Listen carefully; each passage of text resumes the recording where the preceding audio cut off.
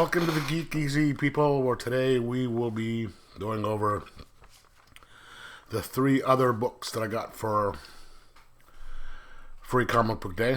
I did a review of Dark Crisis #0 separately. You can check that out. It should be one of the last videos uploaded.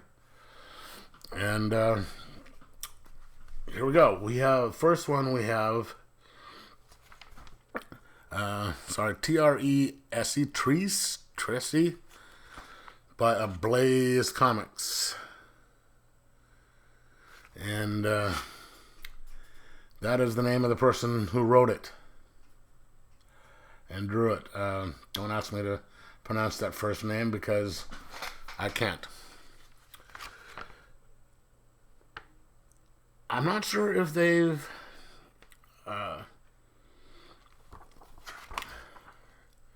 this stuff has come out before or anything like this. Is a continuation, but it's really kind of interesting. It's set in the Philippines.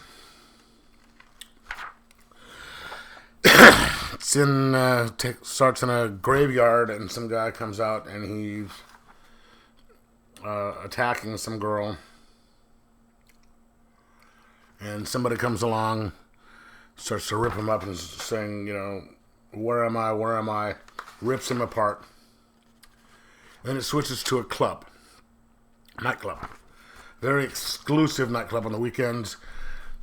You have to be somebody really important to get in, or at least according to this. Weekdays it's a little more lax,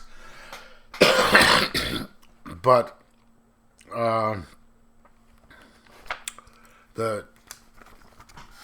that right there is a person's name, and they are the owners of the club. And so the owner, the woman, is chewing out somebody for kind of suckering a man and then stealing his money. She's saying, "You take his money back." Give him his money back. She gets called by the police because there's there's a murder, and it's of supernatural stuff. But the weird part about this, I mean, aside from, is that looks like it's like plant-based. They're plants, and they have some sort of... This would be like somebody dealing with, in the area of poison ivy and swamp thing. With that type of area, and it's all mystical. And there's sort of magic and rituals, and some are good, some are bad. The people. It's really kind of unique in that I've seen. It's going to take a little bit more delving into the world to actually finally understand the thing, at least on my part anyway. But I'm going to give this a 3.5 out of 5. Okay, then we have from Image, The Bone Orchard Mythos Prelude. It's Jeff Lemire. And so it starts out with some dude driving to a little cabin, and he's on the phone with his wife, and you can tell he's having sort of marriage problems, and he had rented this cabin to give him and his wife some space, but also to finish his writing. He's got like a novel or a screenplay that he has to write.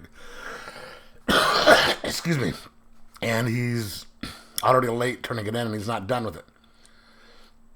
So he goes in there, and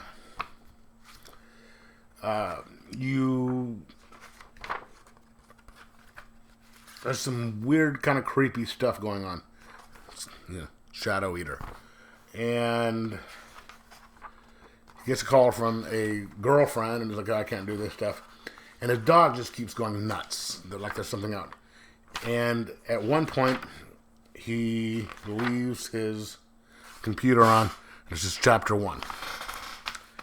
That's all it says. Then a little later, he's, the weird stuff is going on. He finds this on his computer. So there's something, some weird stuff going on, making his dog freak out. And, they say that the animals can sense things. And then he comes across this specter type creature, and stuff starts to get really weird.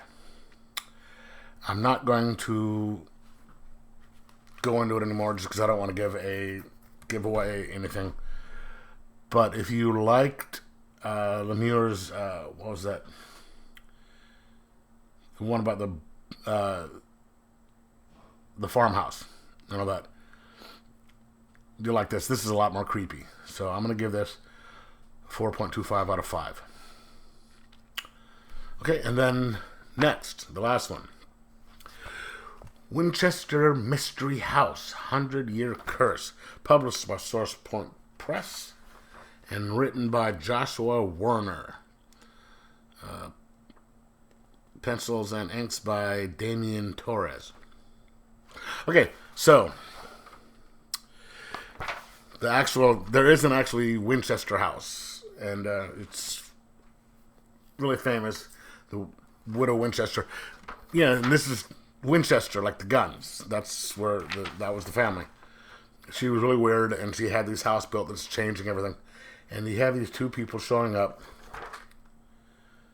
for a tour. And, the girl is kind of open to psychic stuff, and the guy is going along as he finds it interesting. So they start going on this tour, and they're explaining stuff about the house.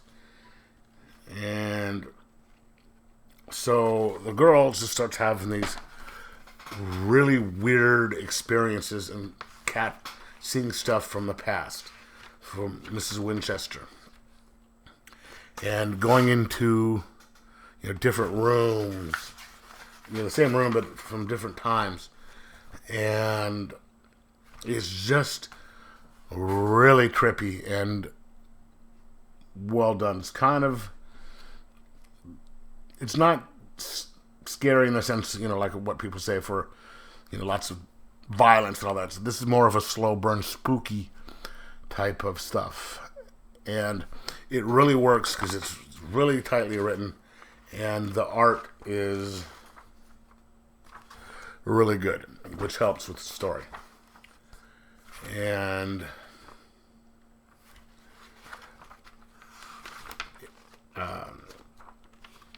I just enjoyed the hell out of it. If you're into that type of, suspense, slow burn, creepy type of stories, this is something you should get. And I'm going to give it a 4.5 out of 5, and I recommend you get it. Well, anyway, let me know if you read any of these. In the comments below, like, subscribe, and most of all, enjoy your comics.